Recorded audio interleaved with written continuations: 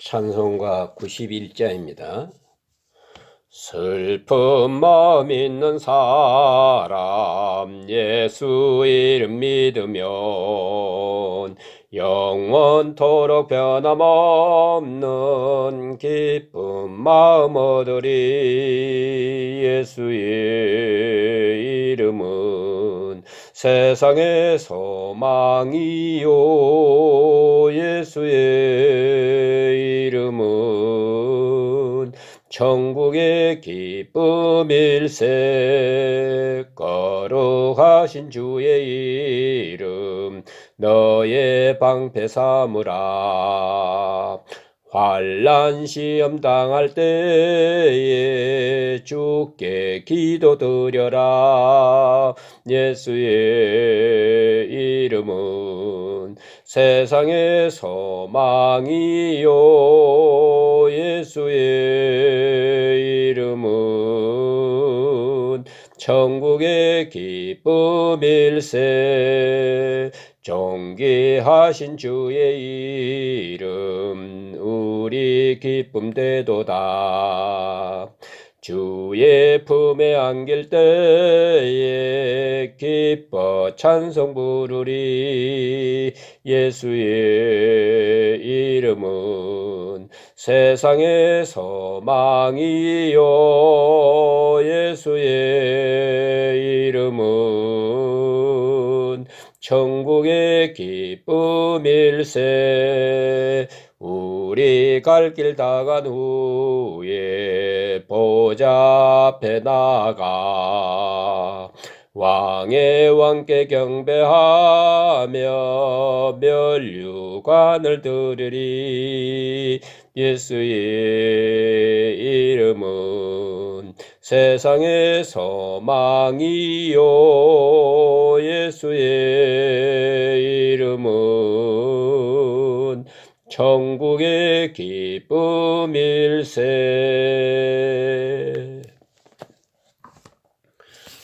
기도드리겠습니다.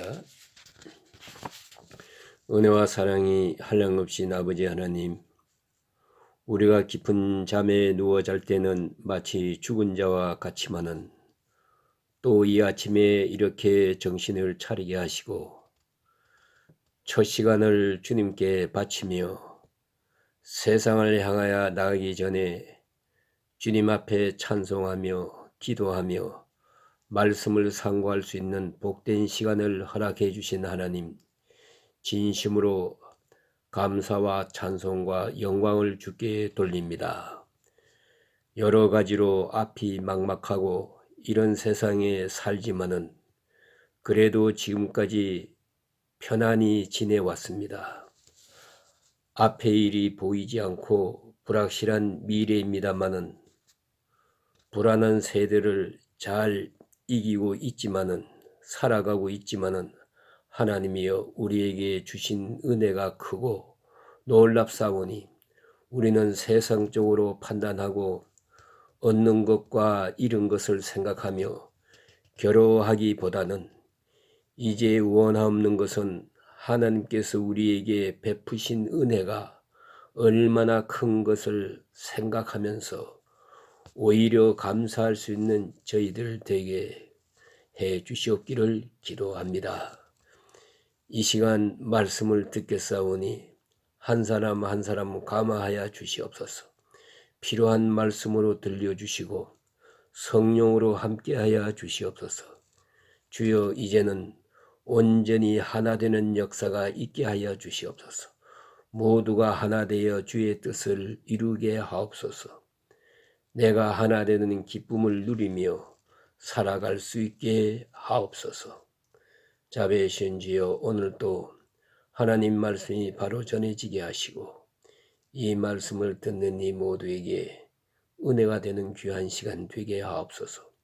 오늘 이 하루의 모든 삶을 주님께 의탁하고 예수님의 이름으로 간절히 감사하며 기도합나이다. 아멘. 오늘 주신 말씀은 빌립보서 2장이 되겠습니다. 2장 1절서 4절까지 말씀을 봉독해 드리겠습니다.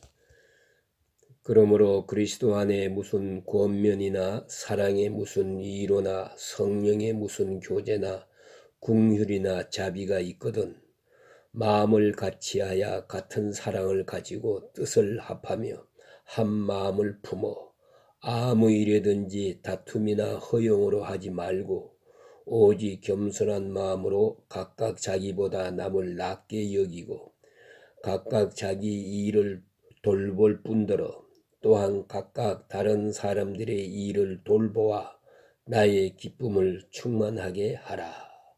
아멘.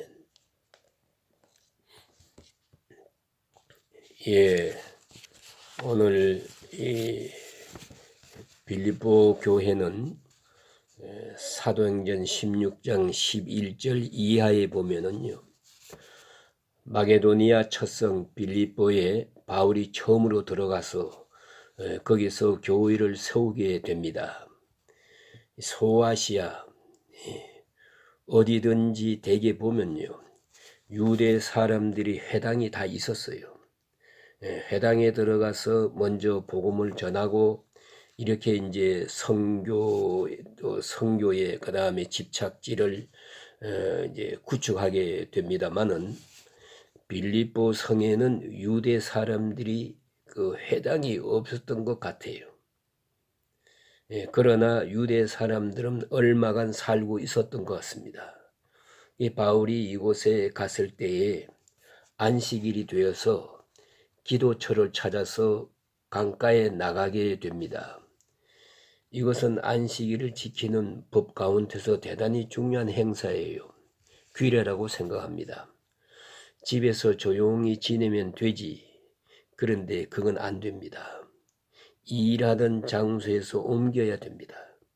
그래서 교회가 없으면 한적한 곳, 뭐 강기슬이라든가 혹은 어느 산기슬에 가든지 그래서 자기 있던 곳에서 떠나서 강기슬에 가서 조용한 곳에서 명상하며 성경을 읽기도 하지만은 대개 성경을 휴대하기가 어려운 때이기 때문에 성경을 암송합니다.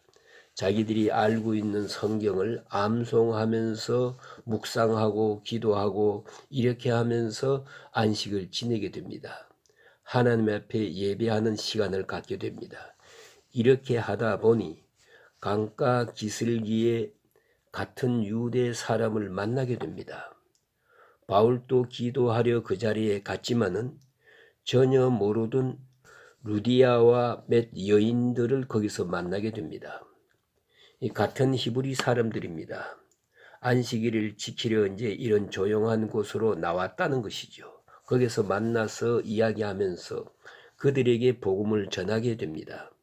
처음 만나서 첫 시간 복음을 전했지만은 루디아란 여성은 아주 적극적인 그런 분인 것 같아요. 자기가 스스로 생계를 지켜나가는 아주 직업 여성입니다. 그리고 아주 자주력이 강한 그런 분입니다. 이분이 예수를 아주 당석에서 믿었어요. 그리고 자기 집을 열어서 예배 처소로 삼게 됩니다. 이것이 빌립보 교회가 됩니다. 이렇게 해서 루디아가 빌립보 교회에 맨 먼저 믿는 사람이요. 그 집이 첫 번 교회가 됩니다. 이렇게 시작된 것입니다.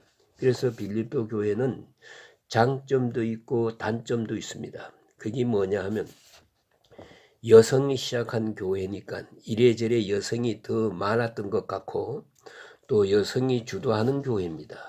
그러니까 장점으로서는 사랑이 많습니다. 요새 말로 여성적 사랑이 있습니다. 여기서 남녀 구별 하자는 것 아닙니다만은 그래도 역시 남성적 사랑과 여성적 사랑이 다른 것입니다. 그건 부성적 기질이 있기 때문이에요. 그래서 예컨대 바울이 감옥에 갇혔다 하면은 남자들은 아유 또 갇혔구먼. 그건 안 됐는데 우리 기도합시다. 그러면 끝나는 거예요. 그러나 여성적 사랑은 그렇지 않아요. 또 갇혔다며 얼마나 배고플까? 얼마나 추울까? 얼마나 애로울까? 얼마나 아플까 이렇게 생각해서 그래서 기도할 뿐만 아니라 헌금을 모아서 자기 교회 목사님을 통해서 가서 한겨울 동안 사식을 드리면서 매일 방문하고 이렇게 위로해 드리고 그랬던 것입니다. 이게 빌립보 교회의 특징입니다. 그러니까 지극히 애정이 넘치는 여성적 사랑이 넘치는 교회예요. 이제 빌립보 4장에서도 말합니다마는 그 마게도니아를 떠날 때 주고받는 받는 일에 참여한 교회가 너희밖에 없느니라 이런 말을 합니다. 이게 무슨 말인고 하니까 사방에 다니면서 교회를 세웠지만은 바울이 그 지방을 떠날 때 다른 곳에 가서 선교하실 때 쓰십시오 하고 얼마의 헌금을 드린 교회는 오직 빌립보 교회밖에 없었어요. 이 사실을 이렇게 고맙게 생각했던 거예요. 그러니까 아주 여성적 아주 독특한 사랑이 있는 교회입니다. 그건 좋은 점이에요. 그런데 단점은 또 뭐냐 하면은 좀 미안하지만은 여성은요 아무래도 질투가 좀 더 있어요. 그래서 선한 일을 하면서도 질투해요. 그게 있거든요. 그 아마 질투 빼버리면 여자의 매력이 없는 건지 그게 있어가지고 이 교회 안에서 여성들끼리 누가 더 봉사하고 누가 더 열심히냐 누가 더 바울에게 잘하느냐 조금 티격태격하는 모습이 4장에 나타납니다. 그런 의미에서 파가 생겨서 두 파가 있었던 것 같아요. 거기에 이제 로디아와 순두개가 있었던 것 같습니다. 아무튼 좀 그런 하나가 되지 못하는 그런 묘한 일이 있었어요. 그러나 그렇게 나쁜 의미는 아닙니다.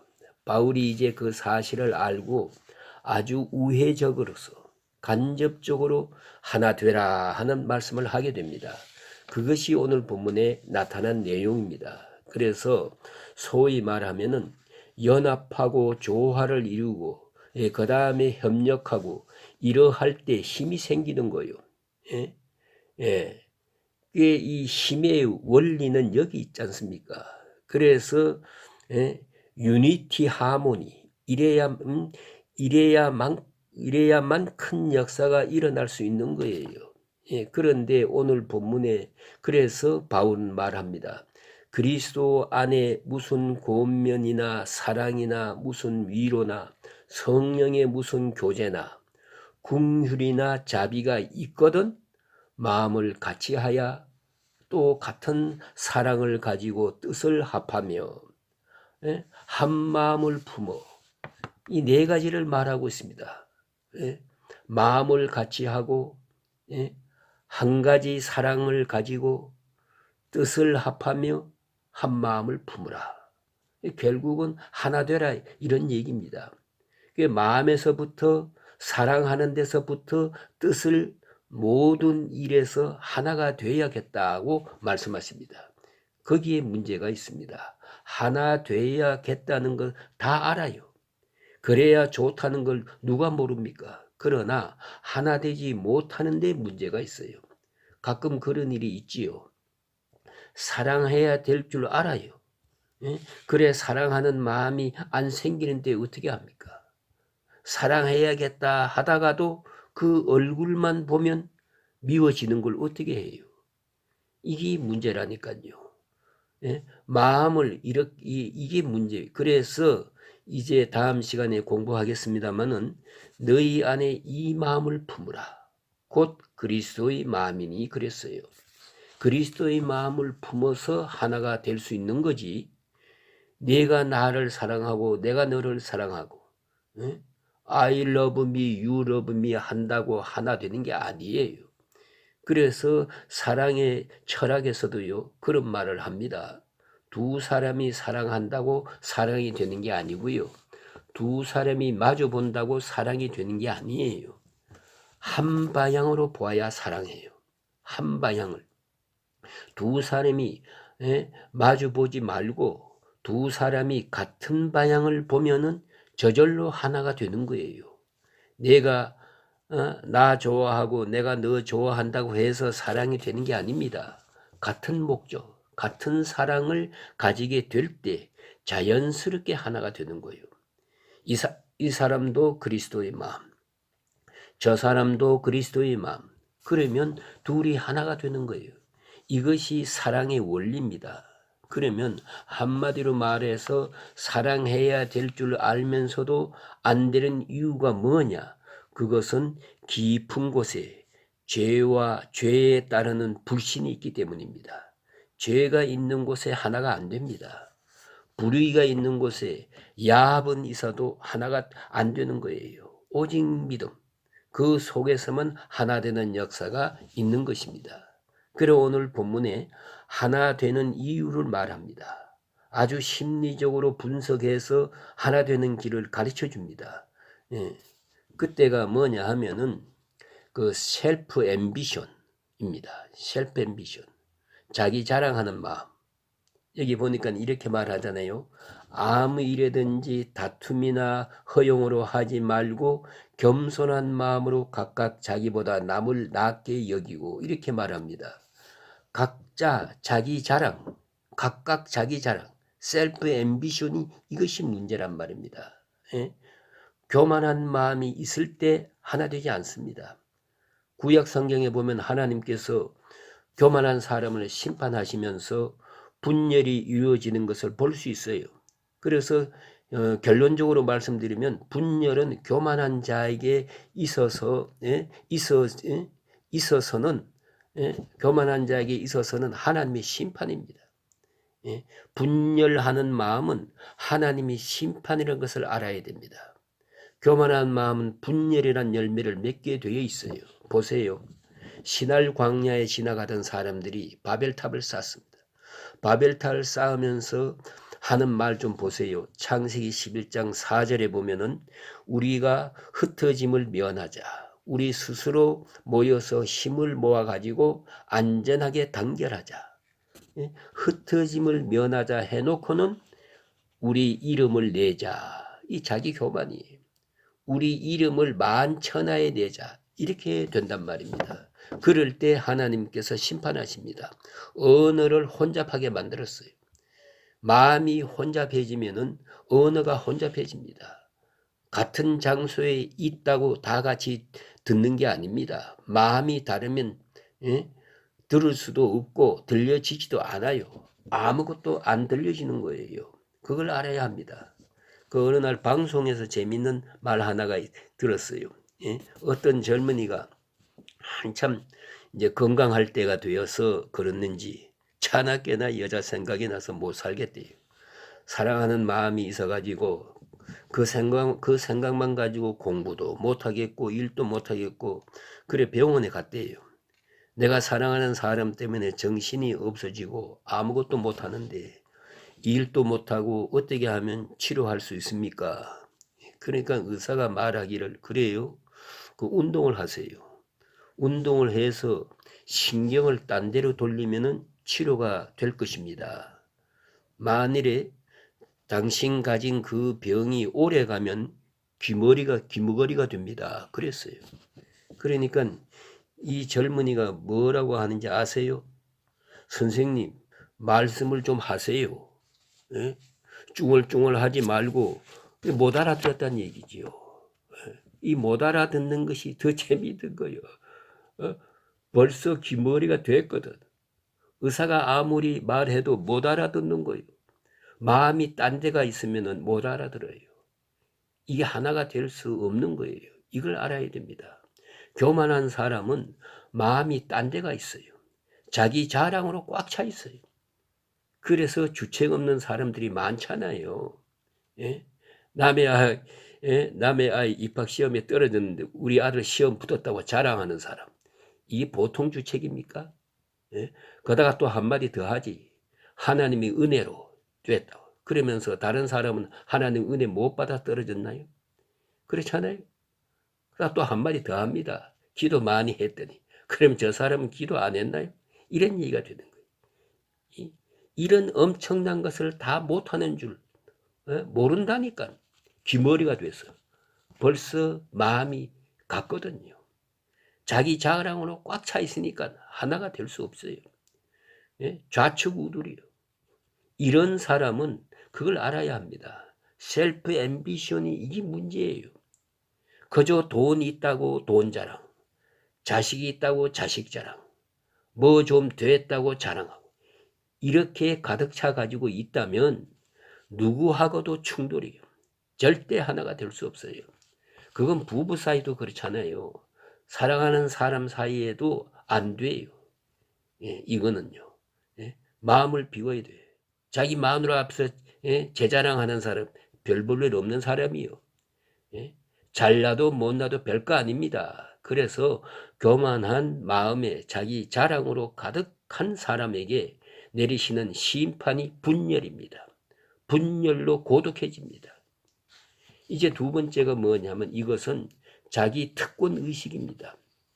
자랑이 지나치면요, 자기 우월감에 빠지게 됩니다. 이것 또한 문제예요. 그 어떤 젊은 사람이 그런 일이 있었다 그래요. 아이를 낳아 키우면서 유치원에 가게 됐어요. 그런데 이 아이가 유치원에 갔다 오는데 뭐 커다란 편지 봉투를 가지고 와요. 선생님이 써서 부모에게 보낸 것입니다. 거기 읽어보니까 첫 번째가 뭔지 아세요?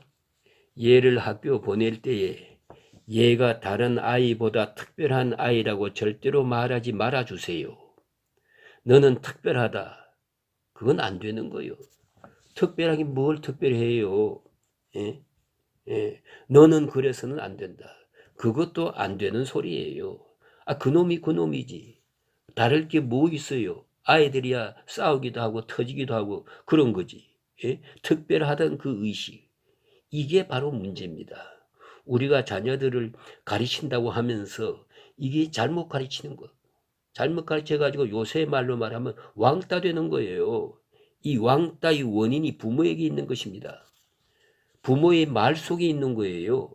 자기를 특별하게 생각해서는 안 됩니다. 뭐 IQ가 높다고 지능이 높다고 그거 다 별자랑 다 그거 다 별자랑 할 건 못 됩니다. 이것이 나타나게 될 때 특별하라고 할 때 어떻게 되는가 하니까 경쟁심으로 발동합니다. 그래서 오늘 본문에 이렇게 말하고 있지 않습니까? 다툼이나 허용으로 하지 말고 다투는 마음, 경쟁심이 또 문제예요. 그런 책이 있습니다. 예수 심리학이라는 책이 있는데요. 그 책을 보면은 처음부터 끝까지 관찰하면은 딱 하나의 사상이 있어요. 그것은 예수의 마음 속에는 경쟁심이 없어요. 승부욕이 없어요. 여러분이 경쟁심과 승부욕 이것이 질투, 시기로 작용하는데 무서운 것입니다. 그 운동공학에서 책이 있어요. 운동을 어떻게 해야 좋다 하는 책이 있는데 거기 보면은 나와요. 경쟁심이 강한 사람, 승부욕이 강한 사람은 운동을 해도 소용없다. 운동을 해도 좋을 수가 없어요. 이겨보려고 애쓰고 이긴 날보다 진 날이 더 많은데 진 날은 죽을 지경이지요. 이런 사람은 운동을 해도 손해예요. 마음을 비우고 해야 돼요. 이렇게 이기려고만 하는 사람, 이게 문제입니다. 이런 사람은 절대로 하나가 될 수 없어요. 또 허영이란 게 뭡니까? 허영. 이건 거짓이에요. 자기 존재 의식을 상실한 사람의 모습입니다. 그래서 오늘 본문에 말하기를 각각 자기보다 남을 낫게 여기고 이것이 해결하는 길인데 허영이요. 내가 더 낫다. 내가 더 똑똑하다. 뭔가 더 낫다. 참 좋지 않은 마음이에요. 오늘부터 마음을 바꾸세요. 정말로 회개하고 반대 방향으로 이것만 실천하면요. 마음이 낙원이 될 것입니다. 그러니까 서로 상대방을 높이고 이러면은 아내 사랑도 받고 남편 사랑을 받는 사람이 돼요. 각각 자기보다 남을 낫게 여기고 친구도 그렇고 교회에서도 그렇고 여러분 읽어보지 않았습니까? 우리는 사소한 일에 목숨을 건다.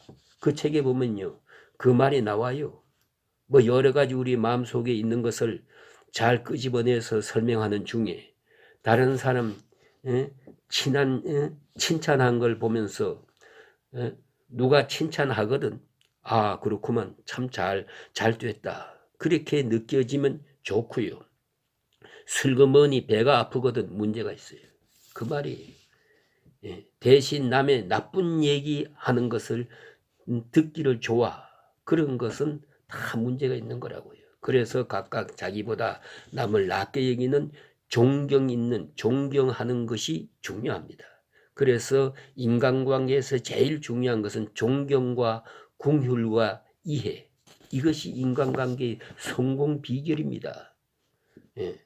그 다음 오늘 본문에 보니까 세 번째 또 하나가 말하는데 이게 뭐냐면 자기 집중, 셀프 컨센트레이션, 셀프 컨센트레이션. 이건 집착이라고 그럽니다. 사랑과 집착은요 같은 게 아닙니다. 그런데 우리는 집착하면서 그걸 사랑으로 착각을 합니다. 나만을 위해 달라고 그래요. 그리고 자기만 생각해요. 남 생각 안 해요. 뭐 먹든지 굶든지 또 상대방이 기분이 좋든 나쁘든 상관 안 해요. 자기만 집착하는 이 셀프 콘센트레이션이 이게 바로 불화의 씨가 된다 그 말이에요. 그래 4절에 보면 이렇게 말합니다. 각각 자기 일을 돌보아 볼 뿐더러 또한 각각 다른 사람의 일을 돌아보아 내 처지만 생각하지 말고 남의 처지도 생각하라. 한마디로 말하면 입장을 바꿔 생각하는 거예요. 이것이 중요한 거지. 그래서 보세요. 기성세대라고 하는 것은 경험으로 이해해야 되고 젊은 세대는 경험 없이 이론으로 이해한다 그럽니다. 자, 어떻게 하겠어요? 경험의 세계를 이해해야지요. 그런가 하면 이론의 세계도 이해해야지요. 각각 자기만 생각해서는 안 되지요. 자, 공부 못하는 아이들 어떻습니까? 집에서 자꾸 구박을 하는데 쟤들도 딱하지요. 공부가 안 돼서 그러는지 누가 공부 못하려고 못하나? 그러면 어떤 의미에서는 궁일이 여겨야 됩니다. 생각해 보세요. 쟤들이야말로 불쌍합니다. 학교 가면 공부 못한다고 구박하지. 집에 오면 나가 죽으라 그러지. 이게 어떻게 하면 좋겠어요? 사면초가입니다. 이 얼마나 불쌍해요.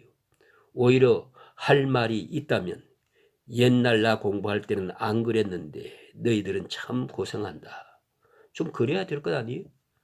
그런데 그대로 그걸 사정없이 공격하면 어떻게 살아요? 상대방을 생각해야지. 상대방을 이해하고 상대방의 뜻을 이해해야지요. 그런 말이 있어요. 개와 고양이가 만나면 만날 때마다 싸워요. 그 싸우는 이유는 마음이 나빠서 싸우는 게 아니지 않습니까? 신호가 달라요. 싸웁니다. 개는 기분이 좋을 때 꼬리를 들어요. 이거 반갑다는 뜻입니다. 개가 꼬리를 밑으로 내리면 그때는 두려움이 든다는 거예요. 문다는 것입니다. 그 임전태세예요. 그런데 고양이는 기분 상할 때 꼬리가 올라갑니다. 기분 좋을 때 내려갑니다. 신호가 달라요. 결국 개와 고양이와 친하려면 어떻게 해야 되겠어요? 상대방의 신호를 이해해야 돼요. 그러려면 자기 집착을 버려야지요. 그리고 그의 운명을 같이 할 때 비로소 하나가 됩니다. 맨 마지막에 주신 말씀은 결론적으로 중요한 말씀이에요. 4절 끝에 가서 보시면은 그리하여 나의 기쁨을 충만케 하라. 바울을 보라. 내가 너희에게 전도했다. 내가 감옥에 있다. 나의 기쁨을 충만케 하라. 너도 나를 생각하고 저도 나를 생각해. 나를 기쁘게 하라. 사도 바울은 기쁘게 할 마음이 있으면 사도 바울을 기쁘게 할 마음이 있으면 싸울 수 없지요. 시기 질투할 수가 없는 것입니다. 그런 거로 효자는 화목하는 거예요. 아버지를 기쁘게 하니까. 동생도 아버지를 기쁘게 하고 형도 아버지를 기쁘게 할 것이니까 부모 앞에 다툴 수가 없지요. 그래서 하나가 되는 것입니다. 이건 수직된 관계입니다. 수직적 관계를 분명히 할 때 수평적 관계가 해결이 되는 거예요. 이걸 잊지 말아야 됩니다. 그런 거로 나의 기쁨을 충만케 하라. 우리는 그리스도를 기쁘게 하고 하나님을 기쁘게 하는 마음으로 우리 모두가 한 마음이 되면 특별한 노력이 없어도 다 같이 하나 되는 것입니다 하는 말씀이 오늘 여기까지 말씀드리겠습니다. 이 은혜가 함께 하시기를 주의 이름으로 축원합니다.